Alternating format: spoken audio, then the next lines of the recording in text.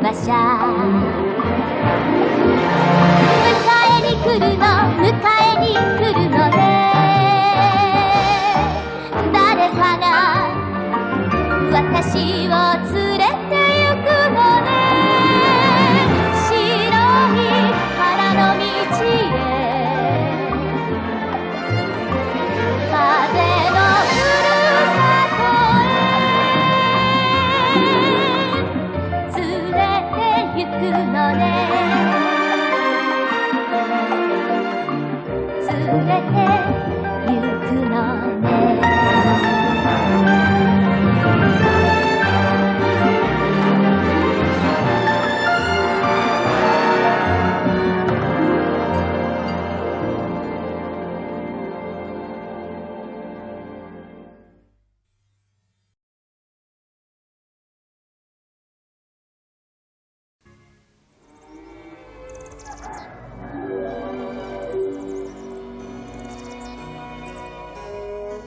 Anne of Green Gables was feeling sad. Mrs. Barry had forbidden her daughter Diana to see Anne, but the orphan girl couldn't accept this. Mrs. Barry was still angry about the mistake Anne had made in giving Diana blackcurrant wine instead of fruit juice. Mrs. Barry was convinced that Anne had given Diana alcohol on purpose. Although Anne had begged and pleaded, she wouldn't soften her heart. Marilla had tried to convince Mrs. Barry that Anne was innocent, but Diana's mother refused to listen. She'd formed the opinion that Anne was not a suitable playmate for her daughter. Diana. For Anne, there was no fun in life without Diana. She no longer enjoyed reading or doing patchwork.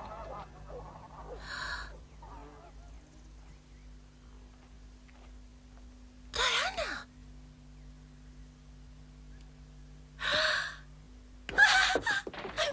Anne!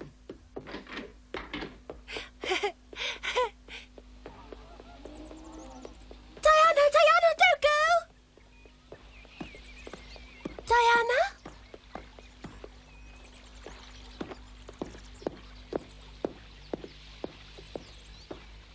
I understand. She hasn't changed her mind, has she? Mm-hmm. Yes, indeed, Anne. You're right. My mother says that I must never play with you ever again. I cried and cried. I explained 100 times to her that it truly wasn't your fault. But she just doesn't want to know. So this means that it's all over and we'll never see each other ever again? Mm-hmm. You've no idea how much pleading it took before she gave in and let me come to Green Gables to say goodbye to you. She said I could only have 10 minutes, no longer, and she's keeping her eye on the clock. Oh, that's too much to bear. What does she have against me? I don't know, Anne, and I don't know what to do either, but I have to do what my mother says.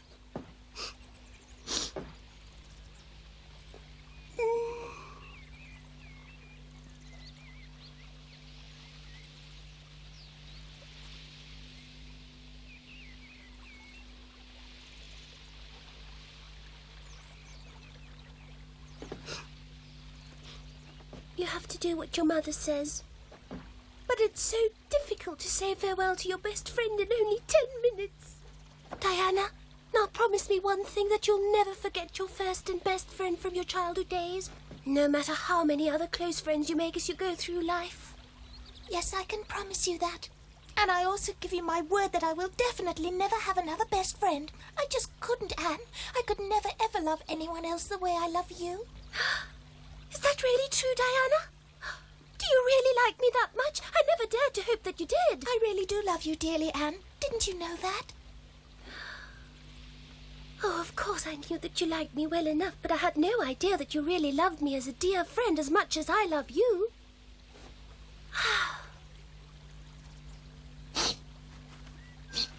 Do you know, Diana, no one has ever loved me. No one has ever told me before that they actually loved me. I love you. How nice it sounds. It's like a ray of sunshine after the rain. It's like the birds singing happily in the springtime. It's like a field of flowers in the summer. It's as wonderful as the whole world. Please say it to me once more. I love you dearly, Anne, and you are my very best friend. You'll be my friend till the end of my days. I solemnly swear it. That's nice. I shall keep your memory deep in my heart and hold on to it forever. When I look ahead, I can see how the memory of you and your friendship will shine like a bright star over my lonely life, giving me the courage to carry on. I will always think of you as my best friend, forever and ever. Diana, would you please let me have a lock of your lovely black hair as a keepsake that I can always carry with me to remind me of our friendship? Oh, that's such a romantic idea. But what can we use to cut my hair? I was working on my patchwork quilt when you came, and I still have the scissors in my pinafore pocket.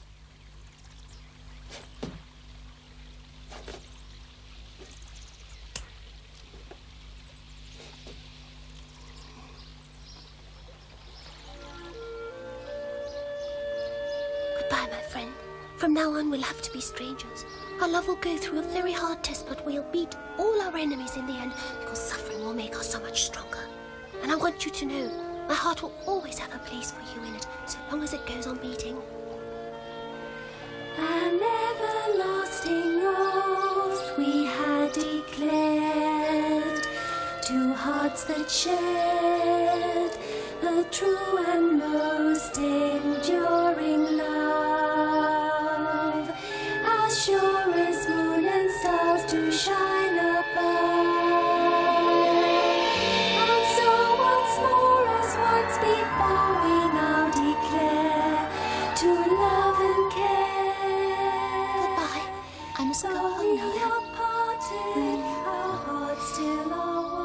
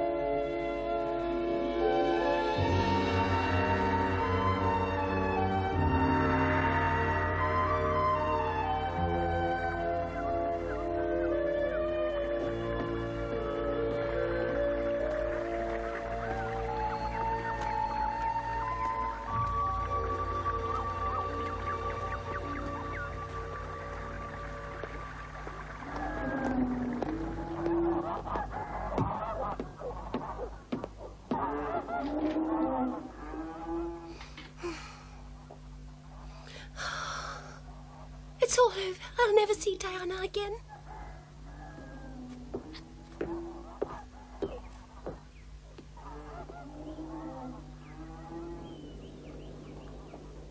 I shall never have a best friend again, no matter how long I live. It's awful. Now I'm worse off than before. Then at least I had Kathy, Maureen and Violetta.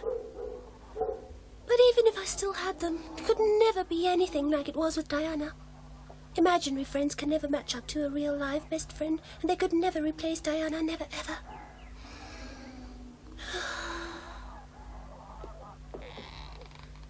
Diana and I have just said goodbye to each other forever. It was very touching, down at the old bridge. I shall remember her parting words until the very last day of my life. To show her what I was feeling, I used the most beautiful words I could think of. It was such a solemn moment that I was almost overcome. Diana was very upset as well because everything was so romantic. And it was really romantic when she gave me a lock of her beautiful hair as a keepsake. I shall sew it into a little bag and always wear it round my neck. It will be like almost having her there all the time. I want this lock of hair to be buried along with me. Make sure that it goes into the coffin. Please don't be alarmed, but somehow I get the feeling that I'll never make old bones. When I'm laid out in front of her, lying cold, stiff and dead, then at least Mrs. Barry will feel extremely sorry for what she did to me. And maybe she'll be sorry enough to let Diana come to my funeral. Calm down, my child. Someone who can talk as much as you do will definitely never die of a broken heart. That I can promise you.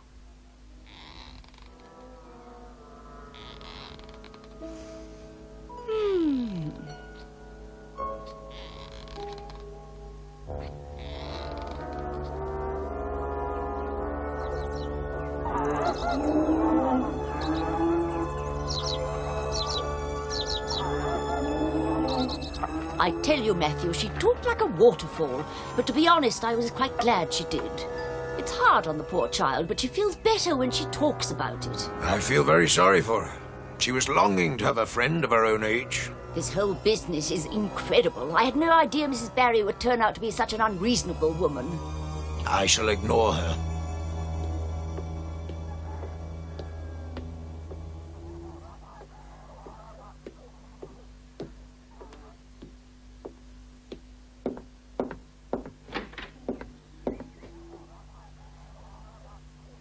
Marilla, I want to go back to school from today. Oh. A proper education is the only good thing life can offer me now, after the tragic events that took my one and only best friend away from me so cruelly. At school, I can at least look at her from a distance and remember those happy days before the separation when we were allowed to play together. I think you should also pay some attention to the lessons when you go back to school, Anne. I'm glad to hear you say you're going back, but there's one thing I do not want to hear in future, and that is you've hit someone on the head. Or scratched and bitten them either. Do what the teacher says and behave yourself. I'll be a well-behaved scholar from now on, which is to say that my future looks dreary because well-behaved scholars are very boring. Minnie Andrews is a well-behaved scholar. She's always pointed out as a good example, but she hasn't a shred of imagination. I never, ever see her laugh. She just sits there like a dummy reading all her books. Oh, well, maybe I'll be able to do that too. Anyone with imagination can endure hardship cheerfully. Yes, but before your imagination starts working again, please pass me the basket. Here it is. Thank you very much. I shall find a new way to walk to school too. You see, I simply can't bear to use the old way through the birch wood anymore. Every birch tree in it would remind me of Diana, and I should start feeling sad. Bye for now.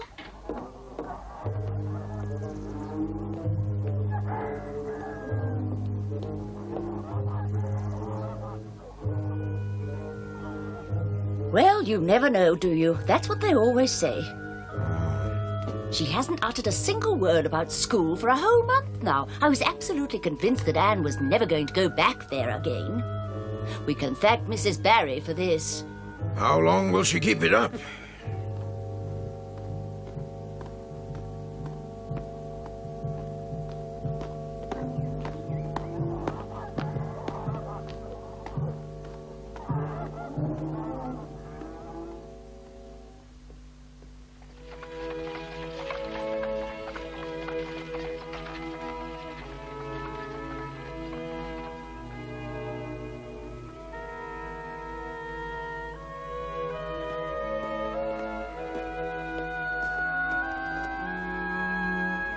Nothing had changed.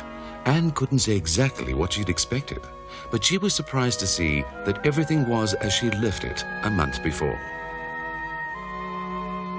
As she drew nearer to the schoolhouse, she began to be afraid. What would Mr. Phillips say? She even thought that he might throw her out. Anne stood by the lake of shining waters for a long time, thinking. The autumn had somehow changed her beloved lake. It looked cold and somehow strange.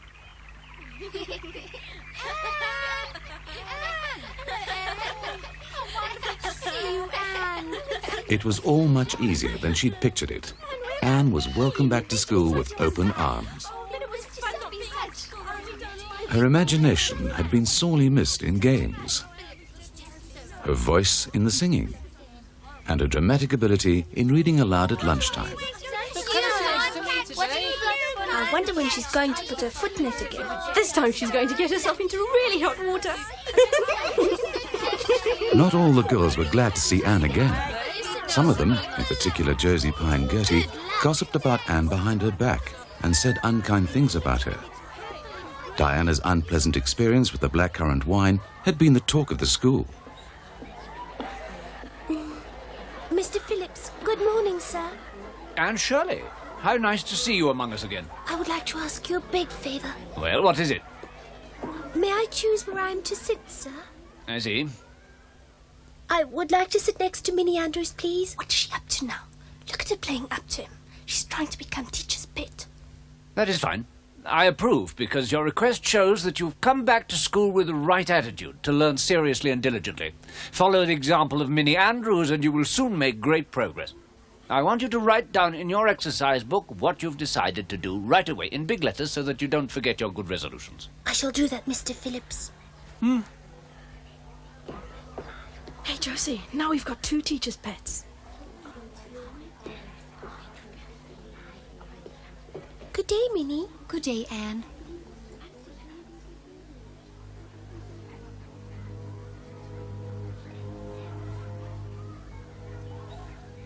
Anne hoped that Diana would look at her once. She would have liked to nod at Diana or give her a smile, but Diana never gave her the chance. So she decided to concentrate on her lessons and tried to forget Diana.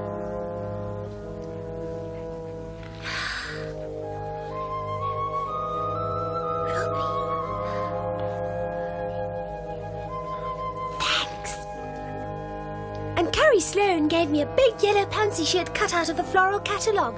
I'm going to hang it on the wall. It will really look nice.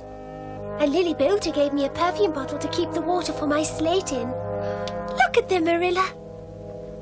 They were all so friendly to me that it made my first day quite easy, really.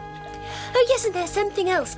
Ellie McPherson promised to teach me a new knitting pattern. It's supposed to be very easy. But you know, out of everything today, what I liked most of all was the present I got from Julia Bell. It's a poem, and Julia Bell actually wrote it herself. For Anne, a little duck from a pond was sitting very quietly on a wide stone one cool evening. She had hardly sat down when a prince came along. A young and handsome knight, so young, so handsome. He asked her if she had any parents. The duck said, "No, I have none," so he took her away with him. Yes, very nice. And tell me, how is Diana? I wouldn't know, Marilla. We never said a single word to each other the whole day long. Oh, really? Marilla, she didn't even turn her head once to look in my direction. Don't you think that she could at least have smiled at me? Oh, little duck, do you have a mother and father? Come with me to my castle. Come with me to my castle. You shall live like a princess, draped in silk and velvet. You shall lie down to rest in gold and precious stones. Diana, why didn't you turn around and look at me just once?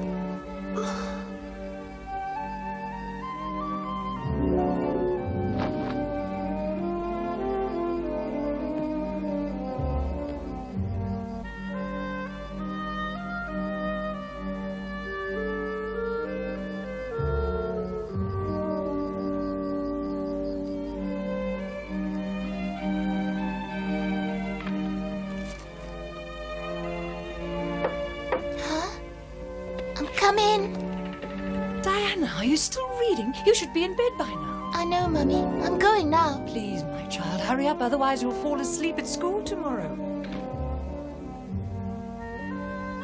Again and again, Diana had tried to change her mother's opinion, but Mrs. Barry was dead set against her friendship with Anne, and she wouldn't budge. Diana longed for Anne, and Anne longed for Diana. Anne tried to think of 1,000 different ways to change Mrs. Barry's mind. She thought up the most dramatic stories.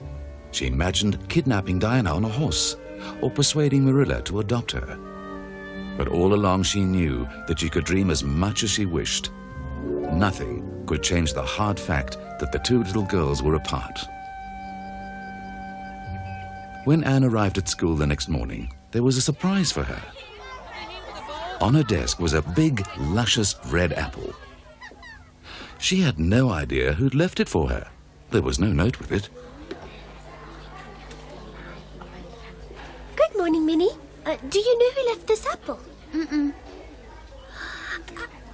Oh, Gilbert always helps his father in the orchard. The Blythe family grows the biggest, reddest, juiciest apples on the whole of Prince Edward Island.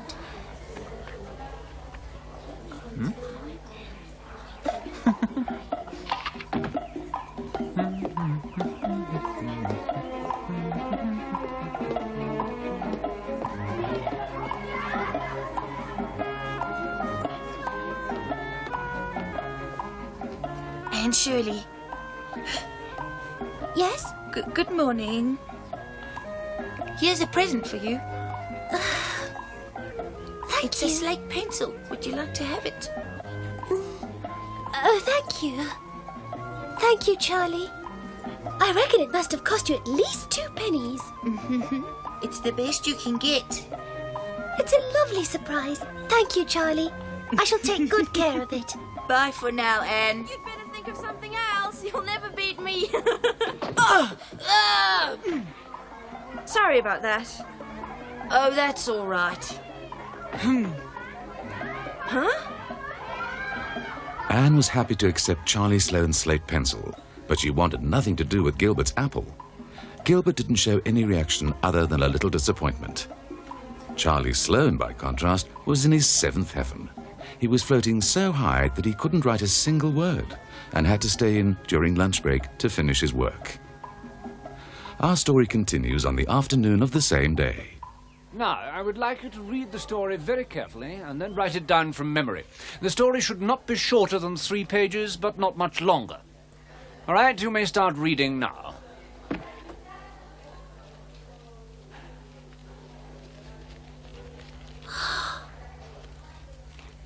Diana.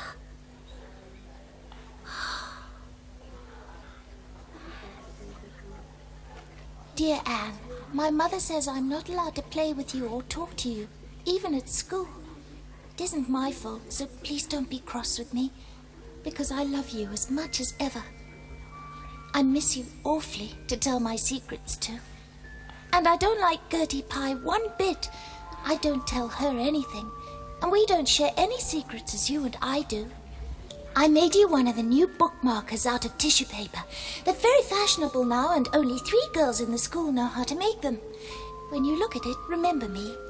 It's quite romantic sending a secret message, don't you think? Your true friend, Diana Barry.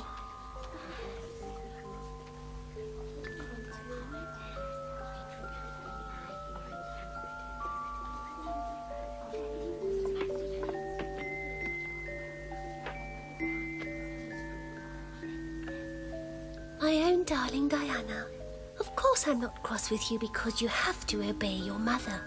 Our spirits can commune. I shall keep your lovely present forever. I think it is so romantic. Minnie Andrews is a very nice little girl, although she has no imagination. Pass that along to Diana.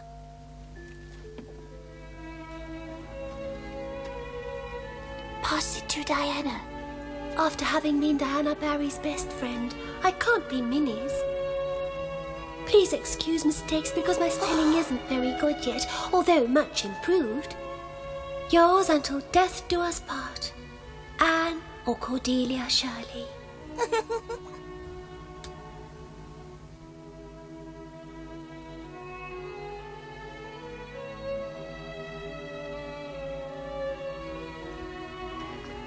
P.S. I shall sleep with your letter under my pillow tonight. Then I shall definitely dream about you all night long, and about our birch wood and the castle. P.P.S. Maybe I should ask in my prayers not to have a dream about that dreadful blackcurrant wine.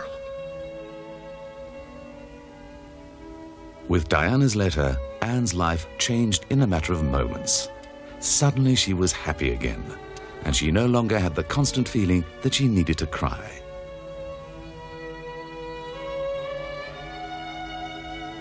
Anne didn't doubt Diana's love for her, and she was sure it would survive the separation. She planned to write a long letter to Diana every day, because Mrs. Barry had not forbidden that.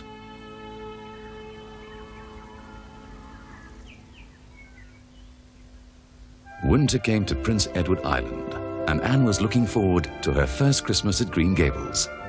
In the next episode, she meets her best friend in secret, only to learn that Diana's little sister Minnie May is seriously ill. Only Anne can save her.